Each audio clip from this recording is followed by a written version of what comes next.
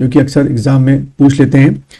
देखिए Pradeep Shah gave asylum, ठीक है, गेव असाइलम, किसको असाइलम दिया था? To Maula Ram Tomar, gave asylum to Maula Ram Tomar, ठीक है। मौला राम तोमर कौन था? आपका पेंटर था, जिसको हम लोग चित्रकार बोलते हैं। तो क्वेश्चन कैसे बन सकता है कि मौला Ram Tomar was present in the court of, तो आपने क्या टिक करना है? प्रदीप शाह के कोर्ट में प्रेजेंट है, ठीक है। फिर एक और पॉइंट लिखिए जो एग्जाम में आता है आपके, मेधाकर शर्मा,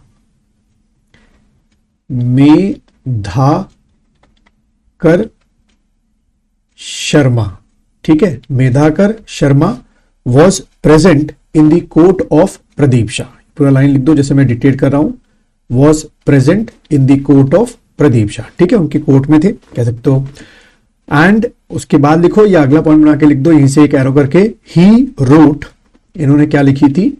ही रोट रामायण प्रदीप, ठीक है, he wrote Ramayan Pradeep, he wrote Ramayan Pradeep, ठीक। तो यहां से क्वेश्चन आ सकता है कि Ramayan Pradeep was wrote by whom, तो आपने लिखा मेधाकर शर्मा, और मेधाकर शर्मा किसके कोर्ट में थे? प्रदीप शाह के कोर्ट में थे, है ना। तो इस तरीके से भी आपके ये क्वेश्चन जो है वो बढ़ सकते हैं, ठीक। फिर अगला लिखिए नेक्स्ट पॉइंट करके, Pradeep Shah shifted his capital, ठीक है, shifted, Pradeep Shah shifted his capital from कहां से कहां ले गए थे? फ्रॉम नवादा टू धामूवाला, ठीक है, फ्रॉम नवादा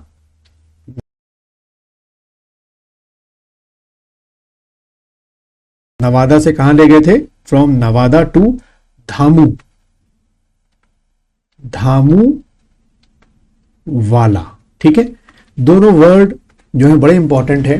क्वेश्चन कैसे बनेगा कि which Parmar king shifted the capital from Nawada to Dhamuwala, तो भी प्रदीप शाह होगा। या क्वेश्चन ऐसे बन सकता है इस पर्टिकुलर फैक्ट को लेकर जो मैंने लिखा है कि वो कौन सा परमार किंग था जो नवादा से कैपिटल कहां ले गया था, या प्रदीप शाह नवादा से कैपिटल कहां शिफ्ट करके ले गए थे?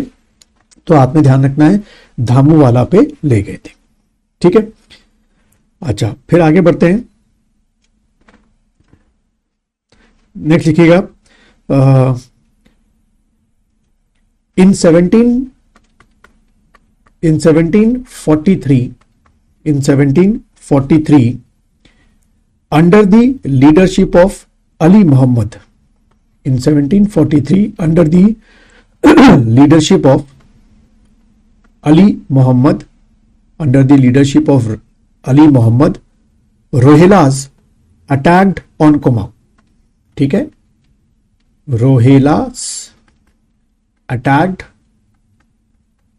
On Kumaon, Rohillas attacked on Kumaon, ठीक है। मैं फिर से रिपीट कर रहा हूं, बिल्कुल ऐसे लिखो, फिर समझाता हूं क्वेश्चन कैसे आएगा। In 1743 under the leadership of Ali Mohammad, ठीक है, in 1743 under the leadership of Ali Mohammad Rohillas attacked on Kumaon. तो यहां से देखो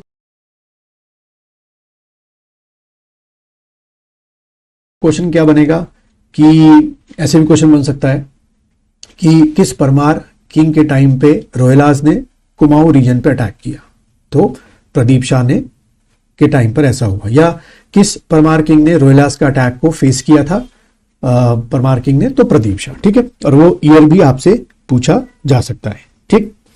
और इसी में लिख लो एक एरो बना के आगे, क्या in this attack Kalyan Chand fourth, Kalyan Chand fourth, ठीक है, in this attack Kalyan Chand fourth help Pradeep Shah. बहुत बड़ी बात थी, ठीक है, कि दोनों लोगों ने मिलके जो है वो आपकी क्या करी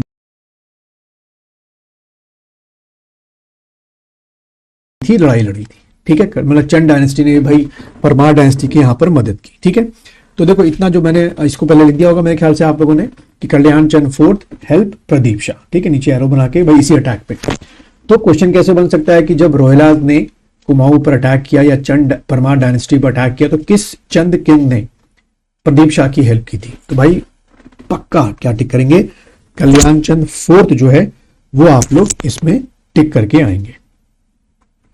फिर अगला पॉइंट जो है वो लिखेंगे आप लोग, इसी में बन सकता है अगला पॉइंट आपका।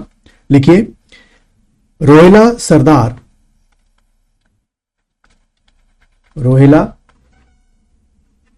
रोहिला सरदार या कह सकते हो leader Najeeb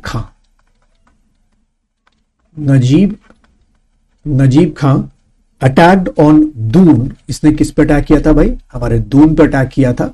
attacked on Doon इन 1757, ठीक है, अटैक्ड ऑन दून इन 1757। ये भी कई बार जो है पूछ लिया जाता है।